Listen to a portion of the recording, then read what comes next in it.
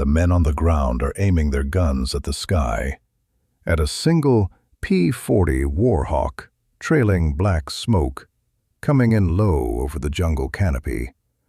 The plane is burning, the engine is screaming, and it is heading straight for Nagaghuli Airfield. Sergeant First Class William Morrison, standing behind a .50 caliber machine gun, has his finger on the trigger. He is thinking one thing: kamikaze. Or worse, a captured American plane, flown by a Japanese pilot, loaded with explosives. "Hold your fire!" The order comes from Captain Jenkins, squinting through binoculars at the approaching aircraft. "Hold your fire! Hold!" The plane is close now, 300 yards, 200. Morrison can see the damage. The canopy is gone, shattered into nothing. The fuselage is riddled with holes. Smoke is pouring from the engine cowling like blood from a wound. This plane should not be flying. And then Jenkins sees something that makes him lower his binoculars. Something impossible. Something absurd. The plane has white wall tires. Bright, white wall tires. Like a 1941 Cadillac rolling down Fifth Avenue. There is only one plane in the entire China-Burma-India theater with white wall tires. "It's Adair," Jenkins whispers. "It's Lulu Belle." The P-40 touches down hard, bounces once, twice, then rolls to a stop at the end of the runway, smoke still pouring from the engine. Ground crews sprint toward the aircraft, fire extinguishers ready.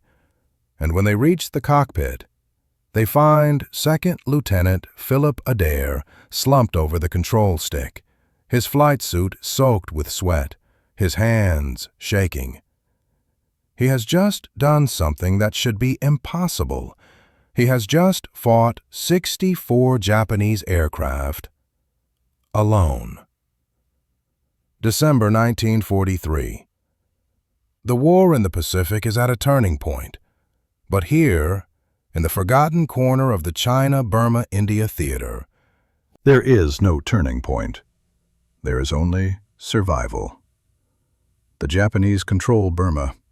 They control the roads. They control the railways. And they are strangling China, cutting off the last lifeline to Chiang Kai-shek's nationalist forces. The only way to supply China is over the Himalayas. They call it the Hump, the most dangerous air route in the world. C-46 and C-47 transport planes flying at 20,000 feet through monsoon storms, through icing conditions, through mountain peaks that appear out of nowhere in the clouds.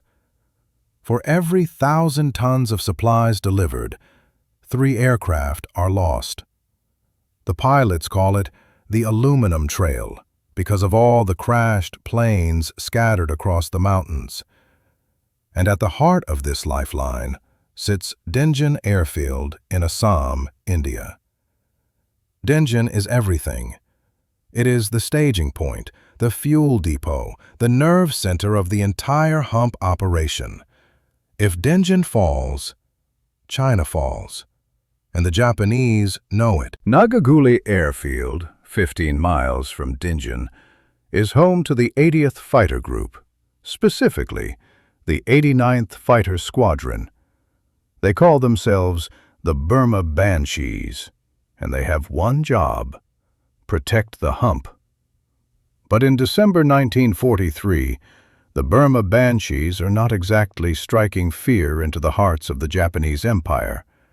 They are undermanned, they are under-equipped, and they are flying P-40 Warhawks, a plane that was already obsolete when the war started. The P-40 is not fast, it is not maneuverable, it cannot climb worth a damn. What it can do is dive, and it can take punishment. The pilots of the 89th have learned to use these two advantages, and ignore everything else. Among them is a 23-year-old flight commander from Texas, Second Lieutenant Philip R. Adair. Philip Adair grew up in the flat, dry, endless plains of West Texas, where the sky is so big it makes a man feel small. He learned to fly before he learned to drive. Crop dusters, biplanes, anything with wings. When Pearl Harbor happened, Adair was already a better pilot than most of his instructors. He wanted fighters. He got fighters. He wanted the Pacific. He got the CBI. The China-Burma India Theater. The Forgotten War. No glory, no headlines, no pretty newsreel footage of carriers and island invasions. Just jungle, monsoons, malaria, and an enemy that owned the sky. Adair arrived in India in September 1943 and was assigned to the 89th Fighter Squadron. His first impression of the Burma Banshees was underwhelming. The squadron had 18 pilots, 8 working aircraft, and a maintenance situation that could charitably be described as creative. Spare parts were non-existent. Mechanics cannibalized crashed planes for components. One P-40 was flying with an engine salvaged from a plane that had been shot down 3 times. But the morale was something else. These men had been fighting in the worst conditions imaginable, with the worst equipment imaginable, against an enemy that outnumbered them 10-1. And they were still fighting. Adair fit right in. Within 2 months, Adair had established himself as one of the best pilots in the squadron. He was aggressive, he was creative, and he had an almost supernatural ability to see Japanese aircraft before anyone else. Adair's got eyes like a hawk, his squadron commander noted in a report. If there's a Japanese plane within 50 miles, he'll find it. But Adair was also eccentric. He named his P-40 Lulu Belle, discriminated a girl he knew back in Texas. He painted the name on the nose in elaborate script with a cartoon pinup girl that the squadron artist swore was the finest work he had ever done. And then Adair did something that made the entire ground crew question his sanity. He painted the tires white. White wall tires, like a Cadillac. "Lieutenant," Sergeant Morrison asked, "why the hell would you paint the tires white?" Adair grinned. "Because, Sergeant, when I come back from a mission, I want everyone to know it's me. No confusion, no friendly fire. Just look for the white walls." Morrison shook his head. "Sir, with respect, the Japanese are going to see those tires from 5 miles away." Adair's grin got wider. "Good. Let them see me coming." December 13th, 1943. The morning starts like every other morning at Nagaghuli. Hot, humid, the air thick enough to chew. Adair is up at 0500, flying a dawn patrol over the Brahmaputra River Valley, looking for Japanese reconnaissance planes, looking for anything. He finds nothing. By 0800, he is back on the ground, climbing out of Lulu Belle's cockpit, soaked with sweat. "Anything?" Captain Williams asks. "Quiet," Adair replies. "Too quiet."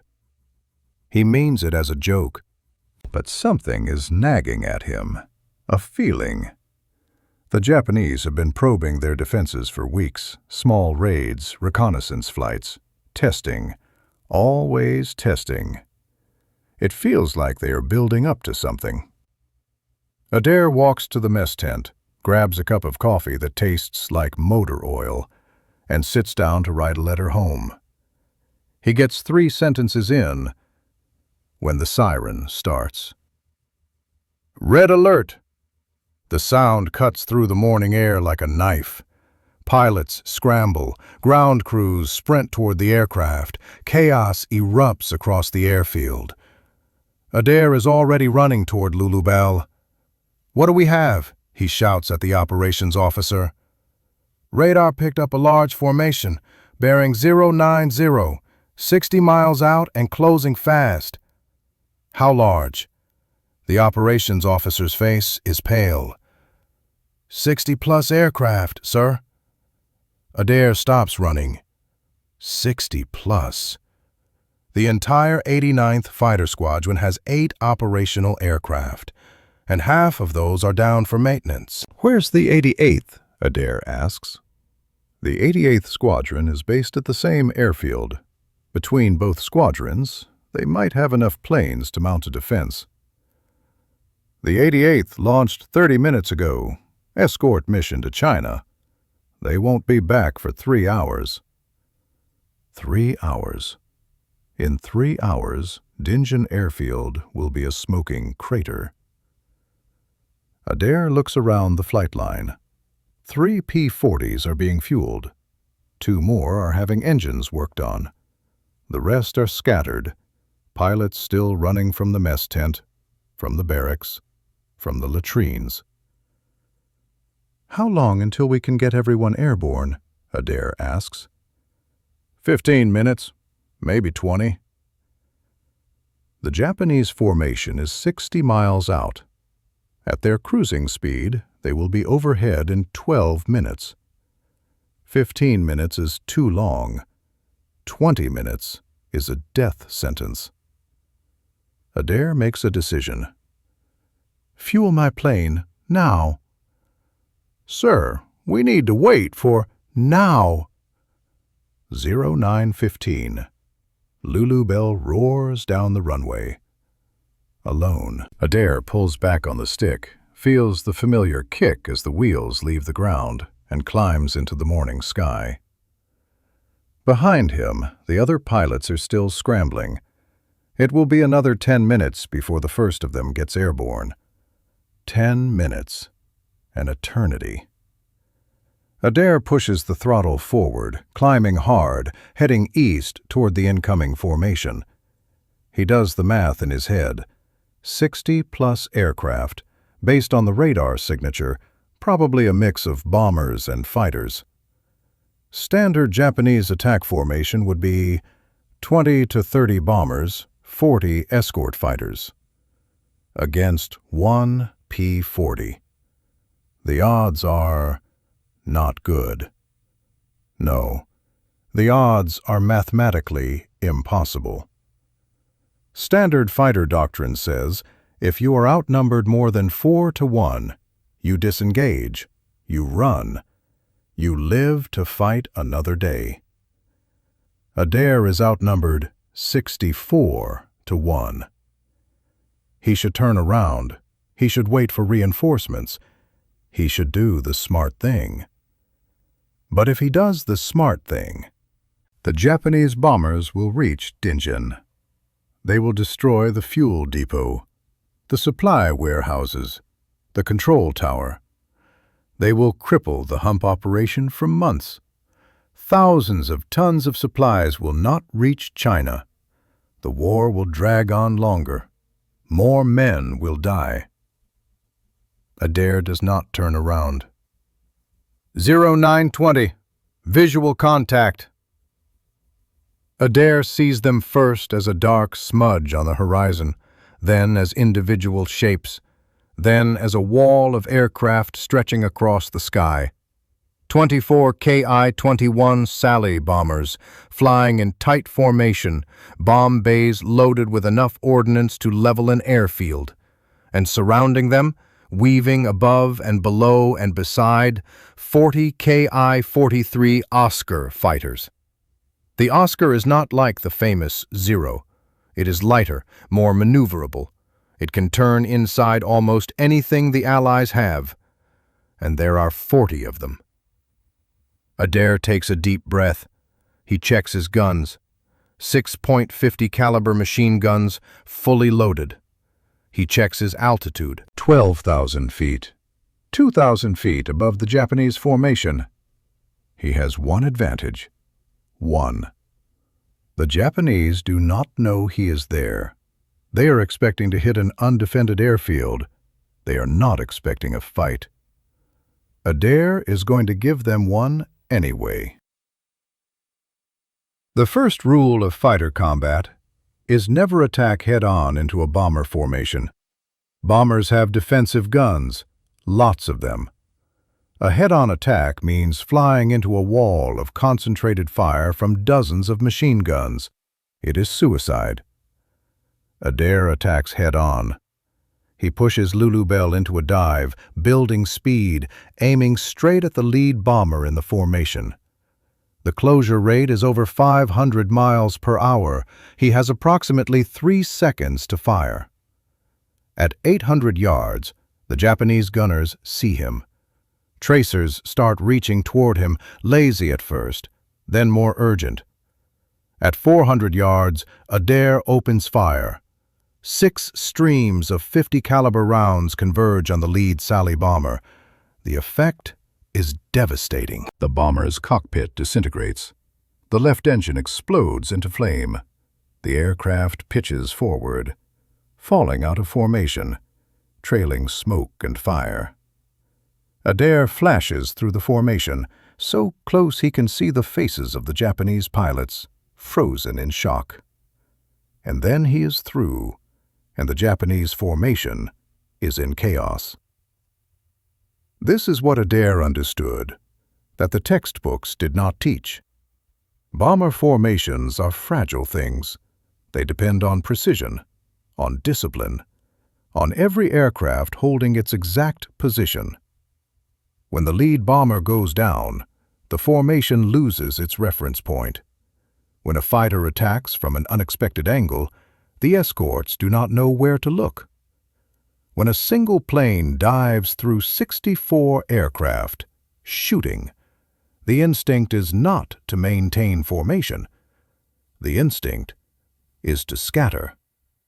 And scatter they do. The bomber formation breaks apart. Aircraft veer left and right, trying to avoid collision, trying to find the attacker, trying to understand what the hell just happened. And in the confusion, the bombardiers lose their aim. Bombs start falling, not on Dingin Airfield, into the jungle, harmlessly into the endless green jungle. Adair's attack has achieved its primary objective. The bombing run is disrupted. Dingin is saved. But now, 40 Oscar fighters are very, very angry, and they all want to kill him. Adair pulls Lulu Belle into a climbing turn, trying to regain altitude, trying to get separation. But the Oscars are faster in the climb. They are everywhere, above him, beside him, closing from every angle. Tracers fill the sky. The sound is like hail on a tin roof, only the hail is 7.7 millimeter bullets, and the roof is his airplane. Adair does the only thing he can do. He dives. The P-40 cannot outclimb an Oscar. It cannot outturn an Oscar. But in a dive, in a pure vertical dive, nothing can catch a P-40. Adair pushes the stick forward, and Lulu Belle drops like a stone. The airspeed indicator climbs. 300, 350, 400 miles per hour. The Oscars follow, but they are falling behind. Their lighter airframes cannot match the P-40's dive speed. At 5,000 feet, Adair pulls out, grunting against the G-forces, his vision narrowing to a tunnel. He levels off, checks his 6, and sees the Oscars still diving after him, but spread out now, disorganized. He picks the closest one, pulls up, and fires. The Oscar explodes. Before the debris has finished falling, Adair is diving again, running, building speed, then pulling up into another attack.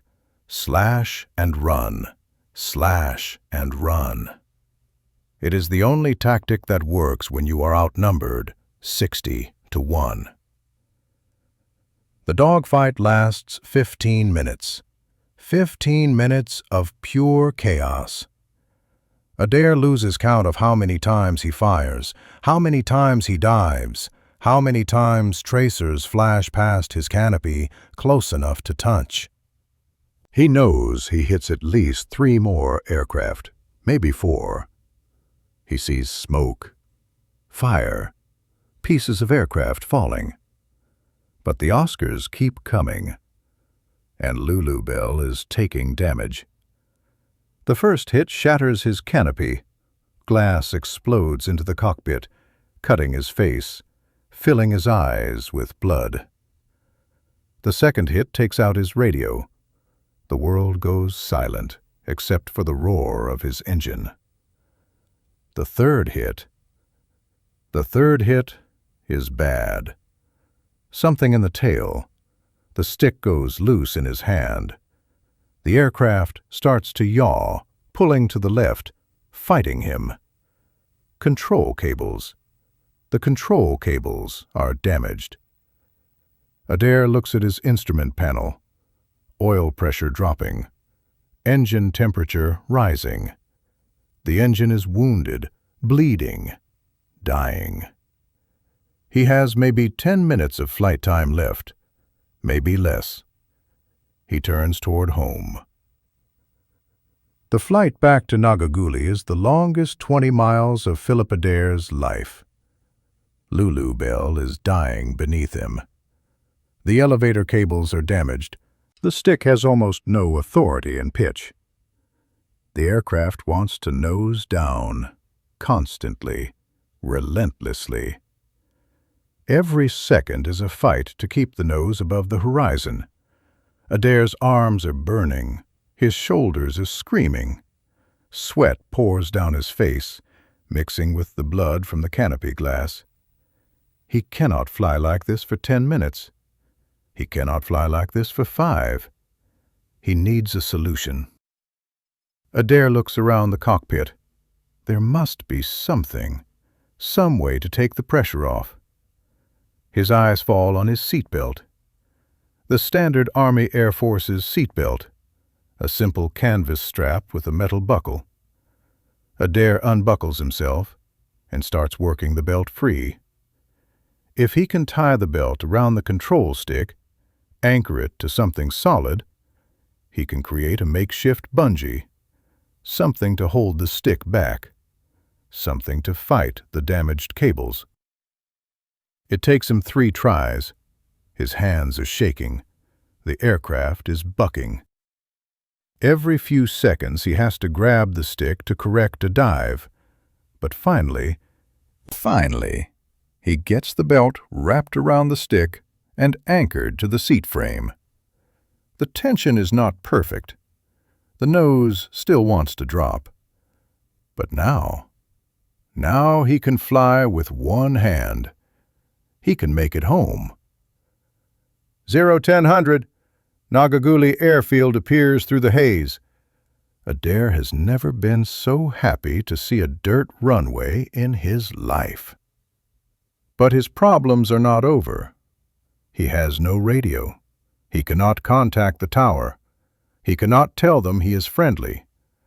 All they can see is a smoking, shot-up P-40 approaching the field.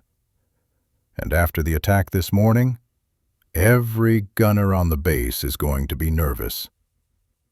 Adair lines up for his approach, fighting the damaged controls, watching the runway grow larger in his shattered windscreen.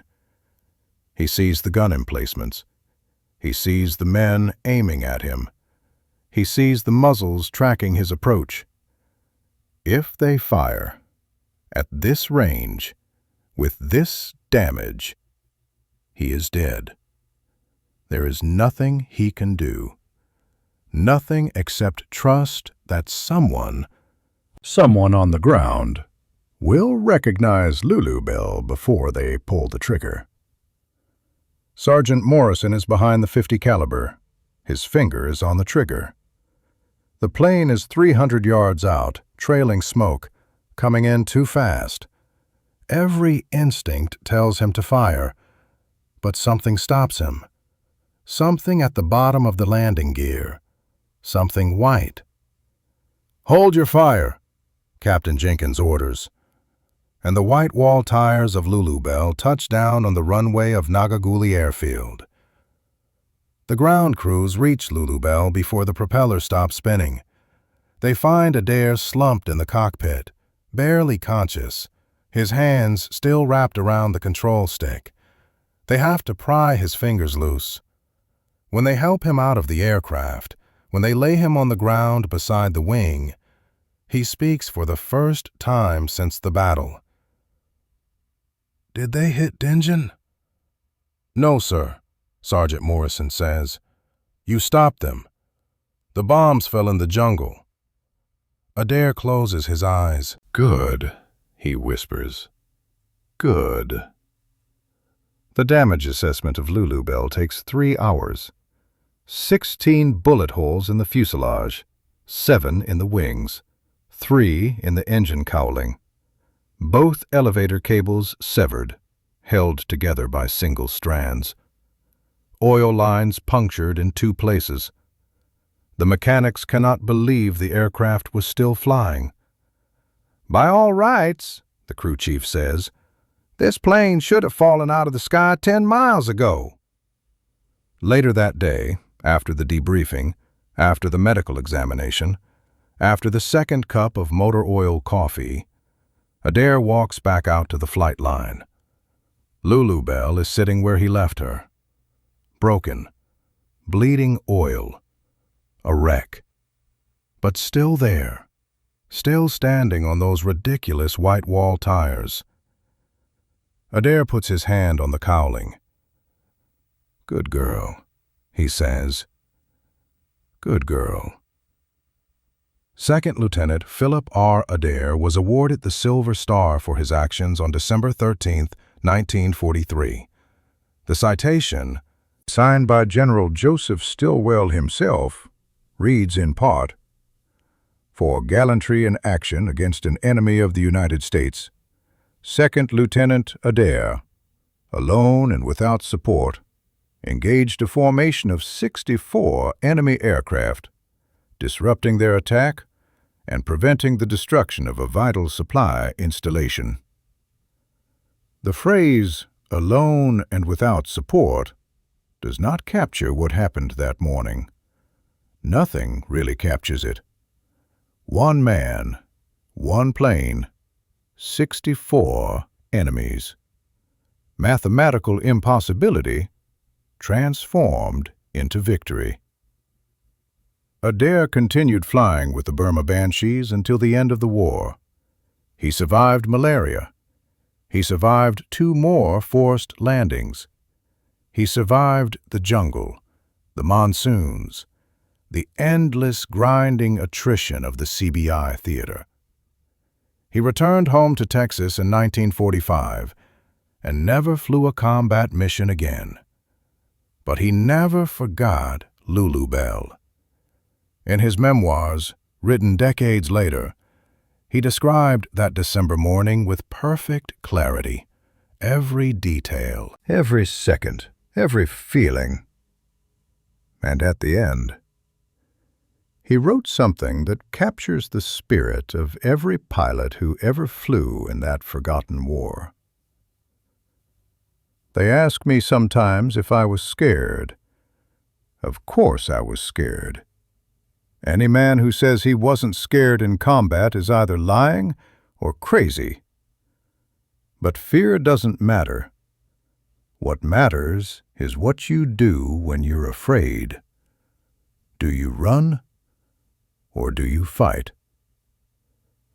On December 13, 1943, I chose to fight. And that made all the difference. Lulu Belle was never repaired. The damage was too extensive. She was stripped for parts, her engine sent to another aircraft, her guns mounted on a replacement P-40. But the white wall tires, Sergeant Morrison kept them. For years, they sat in a corner of his garage in Oklahoma, a reminder of that morning when a single plane with ridiculous tires saved an airfield, and maybe, just maybe, helped save a war. The Hump airlift continued until the end of the war. Over 650,000 tons of supplies were delivered to China. Over 1,000 aircraft were lost. Over 1,500 men died. It remains the largest sustained airlift in military history. And on December 13, 1943, it was saved by one man in one plane with white wall tires. If this story moved you, strike that subscribe button, because history is full of moments like this, moments when everything depended on one person making one impossible choice. And those stories deserve to be told. Next time on Iron Witness, the bomber that came back with 200 holes and a pilot who couldn't see.